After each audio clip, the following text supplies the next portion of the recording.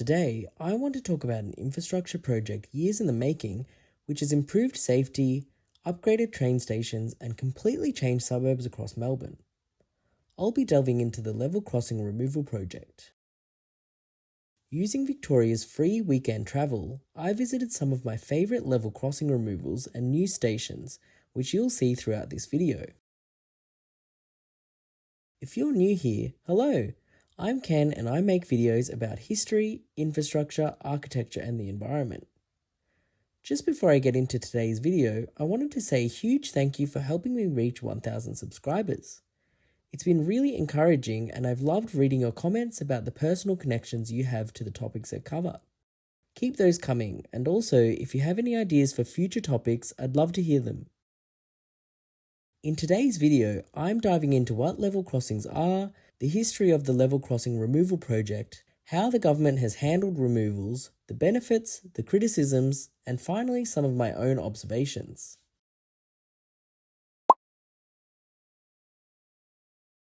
A level crossing is where a road and a train line interact at the same level. Traffic is controlled by boom gates and signals that give priority to trains, and I'm sure the sound of those warning bells will be familiar to many of you. That conflict point between rail and road traffic is a serious safety concern. Trains can't stop quickly, and when something goes wrong, the consequences are often severe. When the level crossing removal project was launched, the government reported that there had been over 240 crashes at level crossings across Melbourne. Another problem with level crossings is that they interrupt the flow of road traffic and are a major cause of congestion. Before removals began, cars could be stuck waiting as trains passed in both directions, sometimes for several minutes at a time. And when boom gates malfunctioned, those delays could stretch on for much longer.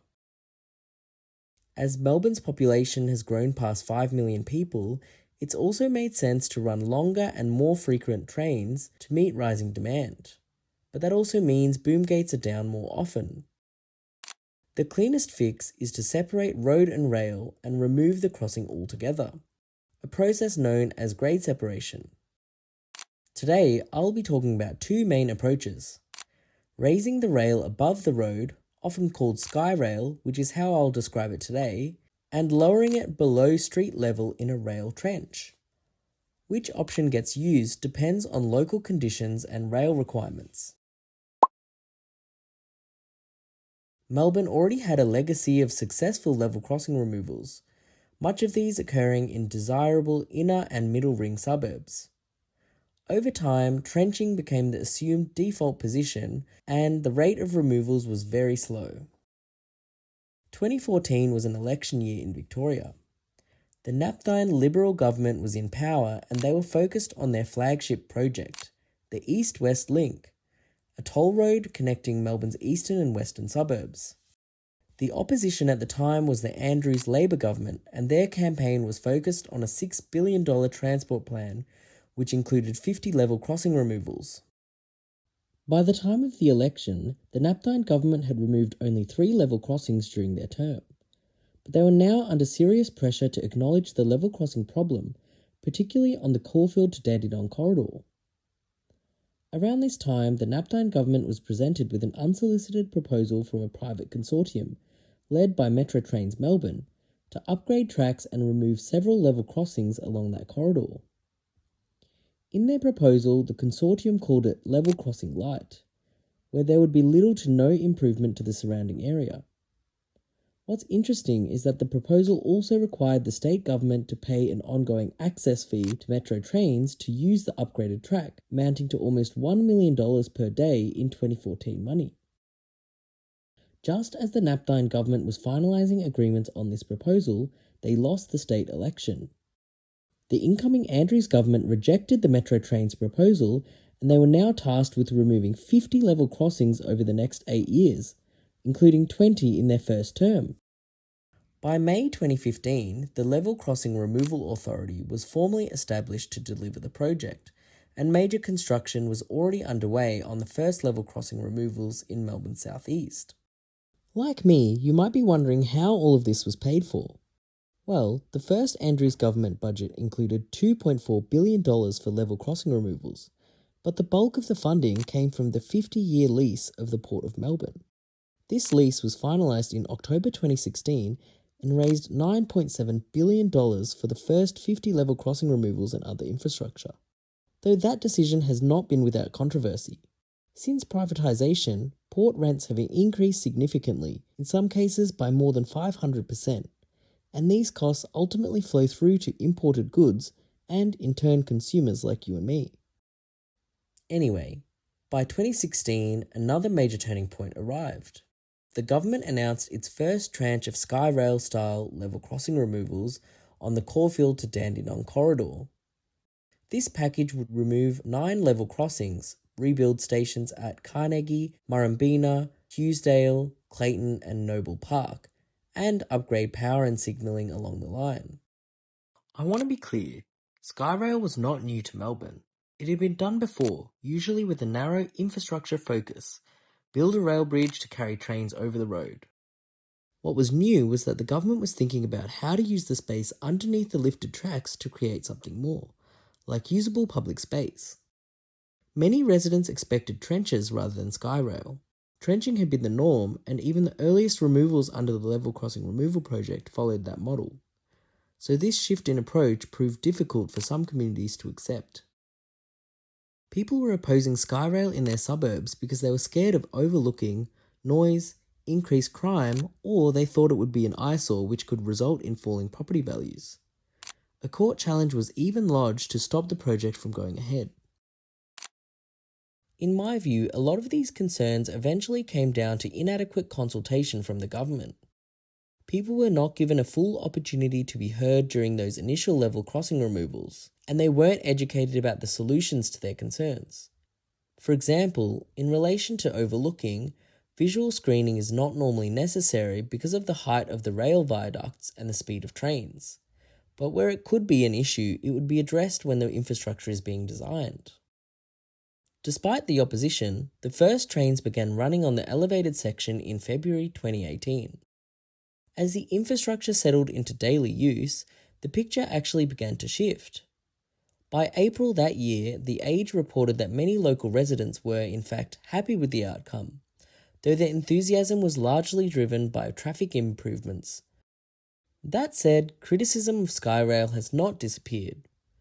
Critics continue to comment on things like electromagnetic radiation, diesel fumes, heritage impacts, graffiti. The list goes on. The level crossing removal project continued chipping away over the years, and more removals were announced by the state government ahead of elections. As of January 2026, 88 crossings have been removed, with a further 22 to be completed by 2030. This monumental project has rebuilt 42 stations, delivered 5 new stations, and committed a further 8 station rebuilds by 2030. Every one of Melbourne's 15 suburban rail lines has been affected. Level crossing removals have resulted in more than 620,000 square metres of public open space based on Victorian government estimates. Some removals have also occurred on intercity lines, such as the Ballarat and Geelong lines, though these are sometimes branded under the government's Big Build Rail or Regional Rail Revival programs. The pace of delivery has been remarkable. In 2018 alone, 10 new or rebuilt stations opened and 18 level crossings were removed. What's even more remarkable to me is that construction would sometimes happen while trains were running. The project would employ methods such as running a single line or temporary tracks to allow trains to continue to operate during major works and to minimise disruptions for passengers. During my research, I learnt that for the Preston and Bell level crossing removals, the project team had to think of innovative construction phasing to ensure the Mernda line did not close for more than 12 consecutive days. This was due to a requirement for trains to regularly access the Epping maintenance yard. The phased construction was documented ahead of time to ensure the community could learn and understand what was going to happen to the train line. To me, this demonstrates how experienced the level crossing removal project is and how quickly they can find solutions to deliver projects.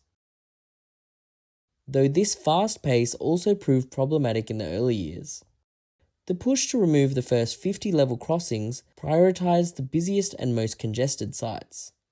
While this made sense from a traffic perspective, it wasn't always the most cost-effective or strategically sound approach. Early decision-making was heavily road-focused, with rankings likely shaped by Alcam or bodies such as RACV and Vic Roads. Issues were formally identified in a 2017 audit by the Victorian Auditor General's Office, which found weaknesses in how sites were prioritised and concluded that the speed of delivery had, in some cases, come at the expense of thorough planning and community engagement. In response, the project shifted towards removing level crossings in corridor groupings. This reduced the number of rail disruptions, improved cost and time efficiency per crossing, and ultimately allowed more crossings to be removed overall. Alongside these structural changes came a noticeable strengthening of community consultation. The project team were more transparent and increasingly relied on detailed artist impressions, renders, and 3D spatial modelling to show what new station precincts and surrounding public spaces could look like. This helped communities better understand what was being built and how their suburbs might change. A 2017 report by the University of Melbourne states that before the level crossing removal project, detailed renders were considered technical tools and they were not commonly used in community consultation. But through this project, renders were regularly published and communities came to expect it. Today, renders are still used widely. I often see comparisons between renders and the final stations on social media, which highlights just how common it is. The level crossing removal project has delivered a wide range of benefits which go beyond removing boom gates. The new modern stations have dramatically improved the passenger experience, with better accessibility, lighting and wayfinding that encourage people to catch the train, especially when compared to the previous, sometimes neglected stations. I feel like the difference is especially clear when you travel from one of the new stations to one of the old ones. The new stations are often beautifully designed with the local context in mind, and that approach has been widely recognised. Glenroy Station received 13 awards and commendations, the Caulfield to Dandenong project received 8, and stations like Reservoir and Bell went on to win prestigious Prix Versailles awards in 2021 and 2024 respectively. Sustainability has been built into these projects as well. For example, Coburg Station received a 6-star Green Star rating, and Deer Park Station used thousands of pieces of recycled plastic that was diverted from landfill in their concrete roof. This reduced the carbon footprint of the concrete by 40%. Redesigning station precincts has also created real opportunities to rethink the bus network, with bus bays often moved closer to station entrances, improved interchange layouts, and newer technologies that make bus travel feel more appealing. Removing level crossings, particularly through Skyrail, has unlocked entirely new public spaces. For example, the creation of the Jering Trail from Caulfield to Dandenong is the result of elevating the rail line, and it freed up over 22 hectares of open space below it to create a 17-kilometre linear park that connects 13 stations.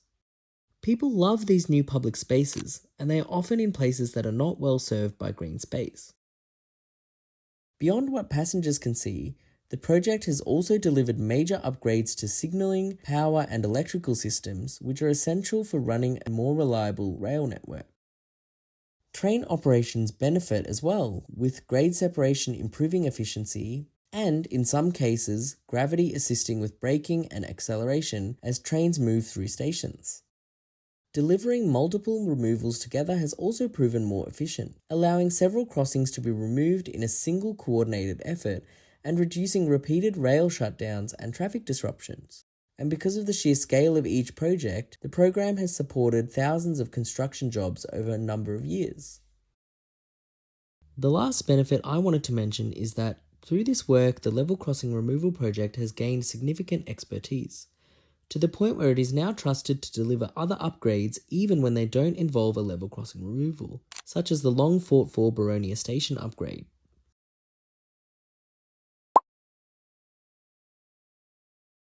I do think it's important to acknowledge that, alongside the benefits, the project has also had some shortcomings. As I mentioned before, community consultation has been a contentious issue. The rebuild of Keon Park Station has been criticised after elevated tracks and platforms were built very close to apartments, over 100 metres from where the previous station stood. Residents have reported noise from trains and announcements, light pollution and a loss of privacy, and say their concerns weren't properly addressed, while the government maintains that adequate community consultation was undertaken. Similar concerns about consultation have come up with station amalgamations, such as the closure of Mont Albert and Surrey Hill stations for the new Union station, or the plans to merge Jewel, Anstey and Brunswick into only 2 stations. In these cases, communities are left wondering why decisions are made that are counter to what the locals and councils want. Another frustration is that increased train frequency, which is cited as one of the main benefits of removing level crossings, has yet to materialise on most lines. One thing that really surprised me while researching this video was the amount of vegetation loss associated with the project. On the Upfield line, more than 150 mature trees were removed, including trees in Gandolfo Gardens to allow for elevated tracks between Coburg and Moorland. On the Belgrave and Lilydale lines, around 500 mature trees were removed between Blackburn and Heatherdale, and in Glen Huntly, roughly 600 trees were removed to build the new station and rail trench. I understand that the loss of mature vegetation can sometimes be an unavoidable part of large infrastructure projects, and the government often justifies these decisions by promising to double the amount of plantings. But this isn't always a like-for-like outcome. Trees take decades to mature, and it's not really a fair comparison to suggest that a 50-year-old tree can be replaced by 2 or 3 saplings, particularly when the impacts on biodiversity, shade, and urban heat can be significant. That said, there's also been examples where strong community advocacy has made a real difference. In Glen Huntly, community activism meant that 80 to 100-year-old Canary Island date palms were carefully removed, cared for at a nursery and then replanted along the rail corridor. In Rosanna, activism meant that a skyrail design was chosen specifically to minimise the loss of hundreds of mature river red gum trees that a trench would have required. With so much new planting taking place, maintenance has also become an issue, with uncertainty over responsibility meaning that new plantings can struggle or die while being established, which ultimately undermines landscaping efforts. There have also been criticisms of station functionality, where highly architectural stations sometimes fall short in everyday comfort. Visiting some of these stations, you might notice that on the concourses, the tall roofs mean you might not get adequate protection from the sun or rain, or there's really limited shelter on the platforms. Sometimes opportunities are missed at stations where it would have made sense to have 2 entrances, one on each end of a platform or on different sides of a road. At the same time, the construction of the new stations has also meant the removal of historic ones. Only some old station buildings are lucky to have survived and have been repurposed for community infrastructure.